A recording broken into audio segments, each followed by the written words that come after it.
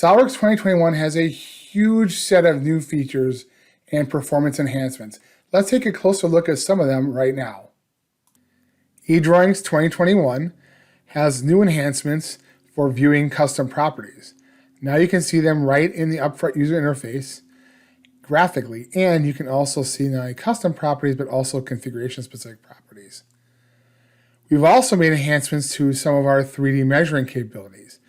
For example, if I measure between a cylinder and a cylindrical edge, I now have the ability to choose center to center, minimum distance, or maximum distance for the measurement result.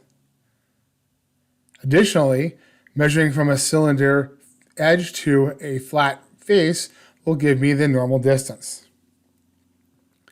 When saving an eDrawing into the new standalone HTML5 format, introduced last year in SOLIDWORKS 2020, we now include some new capabilities in that self-contained viewer.